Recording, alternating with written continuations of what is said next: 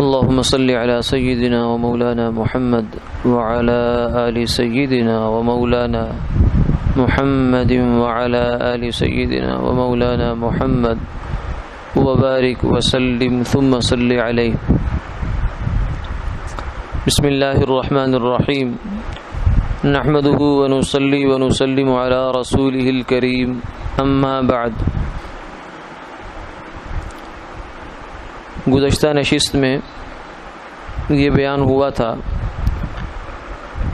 کہ سرکار دو عالم صلی اللہ علیہ وسلم کی نبوت کو جب 10واں سال ہوا تو اس سال میں آپ کو ایک خوشی ملی، لیکن دو بڑے بڑے صدمے ملے.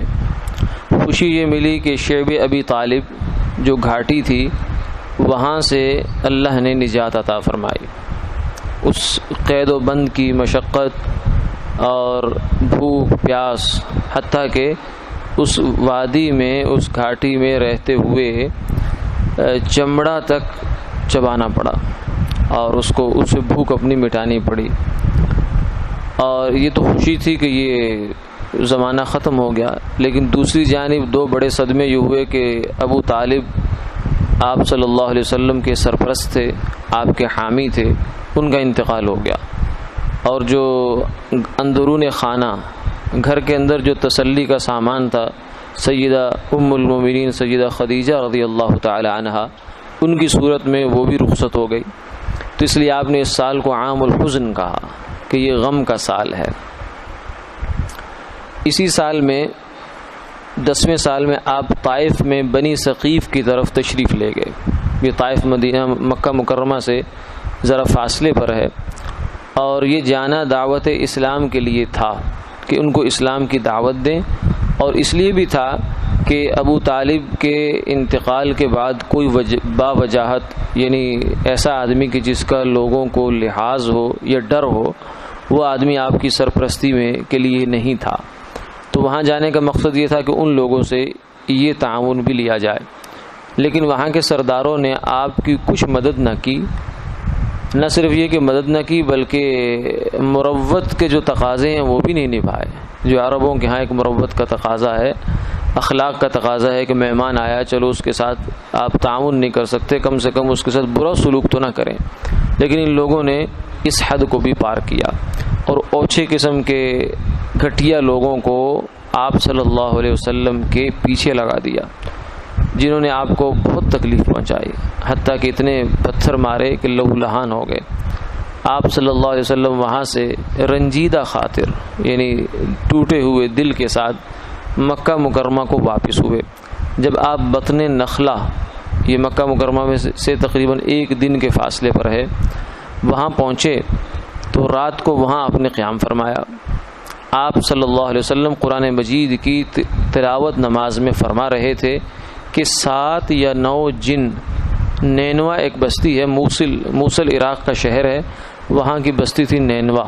وہاں کے رہنے والے 7 یا 9 جن آپ صلی اللہ علیہ وسلم کے پاس پہنچے اور اللہ کا کلام سن کر وہیں ٹھہر گئے. جب آپ صلی اللہ علیہ وسلم نماز سے فارغ ہوئے تو وہ سامنے آئے اور آپ نے انہیں اسلام کی دعوت دی. تو وہ سب کے سب بلا توقف مسلمان ہو گئے، کیونکہ جب آپ صلی اللہ علیہ وسلم کی بعثت ہوئی ہے تو اس وقت جنات آسمانوں، اس سے پہلے جنات آسمانوں پر جایا کرتے تھے، اور وہاں سے کچھ فرشتوں کی جو آپس کی بات چیت ہوتی تھی اس سے کچھ خبریں چرا لیا کرتے تھے اور آ کر اپنے دوست کاہنوں کو دے دیا کرتے تھے کہ اب یہ کام ہونے جا رہا ہے. لیکن جب آپ کی بعثت ہو گئی تو اس کے بعد ان کا یہ جانا بند ہو گیا. تو بڑے پریشان تھے کہ یہ کیا ہو گیا.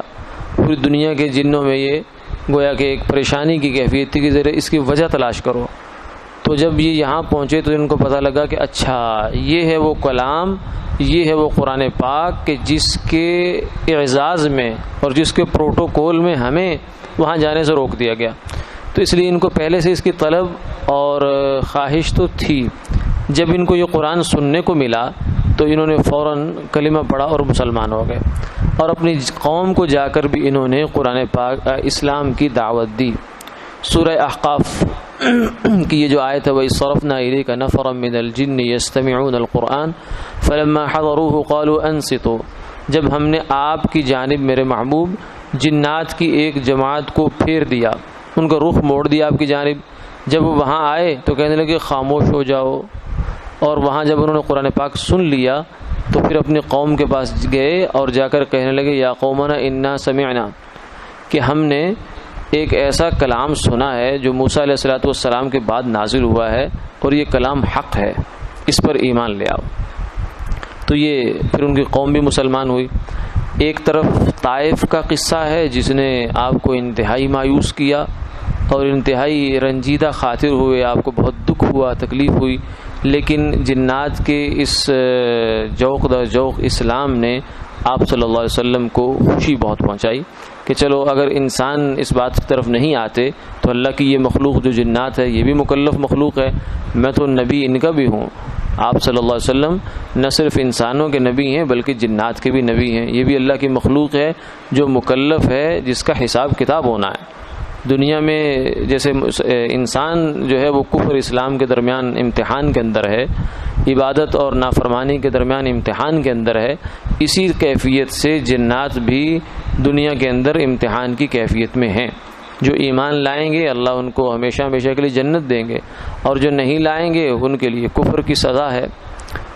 تو اسی قصہ کی طرف اشارہ ہے۔ پھر آپ صلی اللہ علیہ وسلم مکہ مکرمہ تشریف لائے اور پھر اللہ کی مخلوق کو دعوت دینے میں مشغول رہے، حتیٰ کہ عرب میں بڑے بڑے بازار لگا کرتے تھے اس زمانے میں، مکہ مکرمہ میں عکاظ، مجنہ، ذی المجاز، ان میں بھی جاتے تھے اور جا کر لوگوں کو دعوت دیتے تھے کہ لوگوں کلمہ پڑھ لو، اللہ کی بات مان لو، تم کامیاب ہو جاؤ گے، اور یہ بتوں کی عبادت چھوڑ دو، اللہ کی توحید پر آ جاؤ۔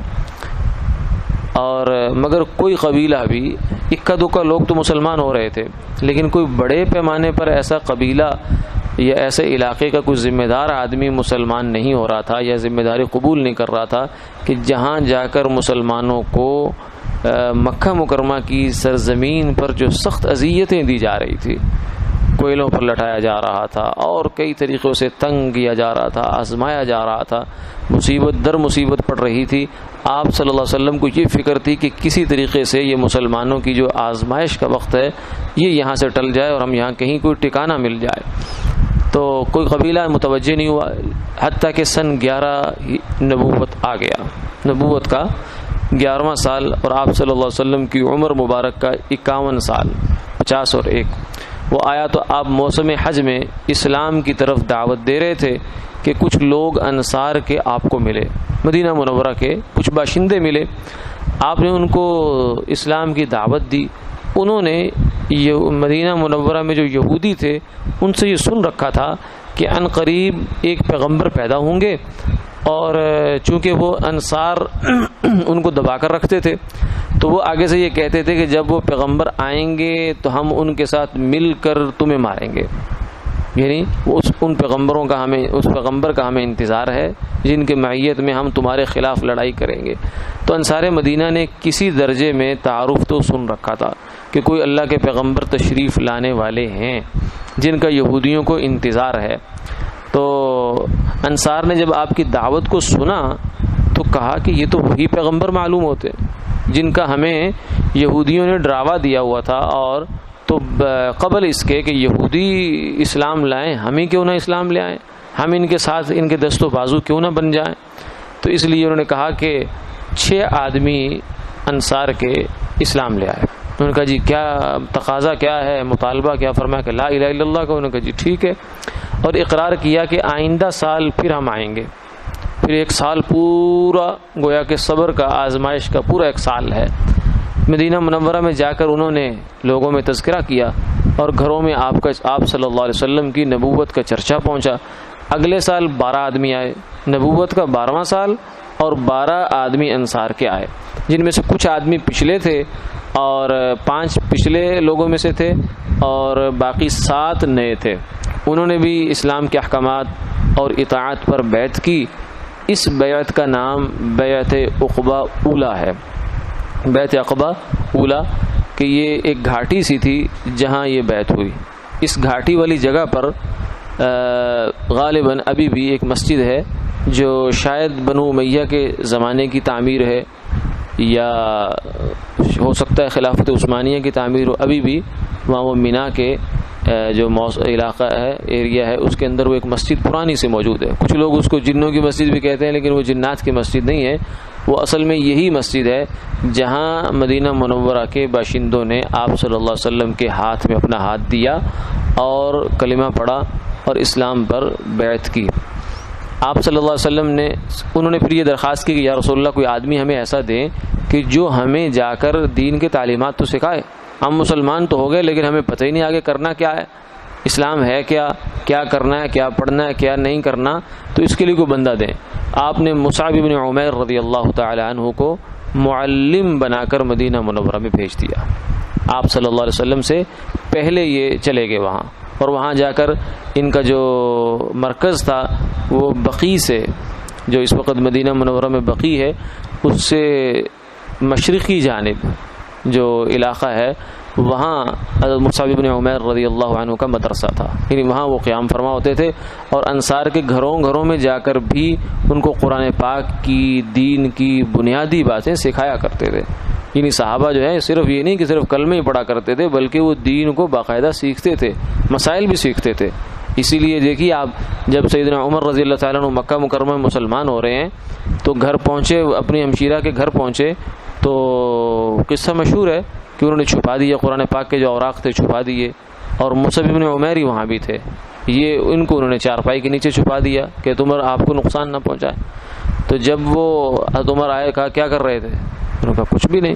کہ نہیں تم کچھ پڑھ رہے تھے، دکھاؤ کاغذ دکھاؤ، وہ جو کچھ پڑھ رہے تھے وہ لاؤ۔ تو انہوں نے کاغذ تو نکالا، لیکن کہا کہ نہیں تم اسے ہاتھ نہیں لگا سکتے کیونکہ یہ قرآن پاک ہے، اور قرآن پاک کو بغیر وضو کے چھونا جائز نہیں۔ یہ مسئلہ مکہ مکرمہ میں رہتے ہوئے بھی صحابہ کو پتہ تھا، تو صرف وہ قرآن پاک کے الفاظ نہیں پڑھا کرتے تھے یا کلمہ صرف نہیں پڑھتے تھے یا اسی کی رٹا نہیں لگاتے تھے، بلکہ وہ دین بھی باقاعدہ سیکھتے تھے۔ آپ صلی اللہ علیہ وسلم نے مکہ مکرمہ میں ہی صحابہ کی دینی تعلیم کا جتنا جتنا دین نازل ہوتا جا رہا تھا اس سب کو سکھاتے چلے جاتے تھے، ایک صحابی دوسرے کو، تیسرے کو۔ دار ارقم جو ہے وہ صرف کوئی مشورے کی جگہ نہیں ہوتی تھی، دار ارقم درس گاہ بھی تھی جہاں دین سیکھا سکھایا جاتا تھا۔ تو حضرت مصعب بن عمیر رضی اللہ تعالیٰ عنہ کو تعلیم کے واسطے قرآن مجید سکھانے کے لیے اور شریعت کے احکامات سکھانے کے لیے مدینہ منورہ بھیج دیا۔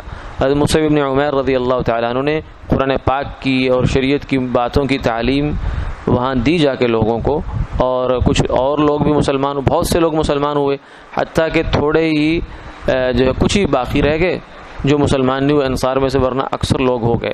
پھر اگلے سال نبوت سے 13واں سال تھا، یہ آخری سال تھا مکہ مکرمہ کا۔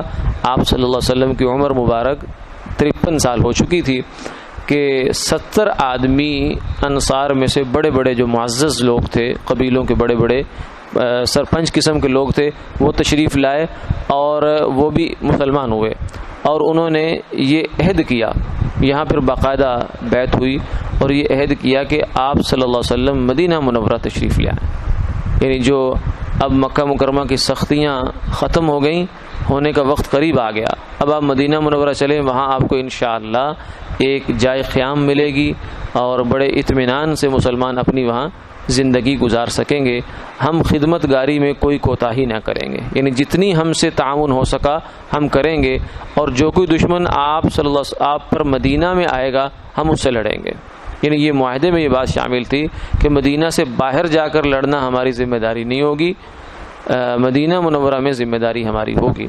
لیکن عملاً انصار نے کبھی بھی آپ صلی اللہ علیہ وسلم کا ساتھ چھوڑا نہیں ہے، چاہے بدر کا میدان ہو، چاہے احد ہو، چاہے حنین ہو، چاہے فتح مکہ ہو، جہاں بھی آپ صلی اللہ علیہ وسلم نے اشارہ کیا انہوں نے اپنی جانیں پیش کی، اور فرمایا کہ جان نثاری میں ہم قصور نہیں کریں گے۔ اسی کا نام بیعت عقبہ ثانیہ ہے کہ یہ دوسری بیعت ہوئی تھی۔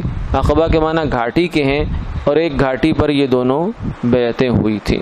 وعندما جاء جبریل وقال له اقرأ وانزلت الآیات والسور دعا لدین الہ العرش فابتدرت لما دعا زمر من بعدها زمر وقام ينذر قوما خالفوا سفها وكذبوا حسدا والحقهم بطروا فبرأ الله مما قد رموه به وزوروه فأقوال العدا هذروا وقاية الله أغنت عن مضاعفة من الدروع فما الأرماح والبتر يا رب صل وسلم دائما أبدا على حبيبك من زانت به العسر وصلى الله تعالى على خير خلقه.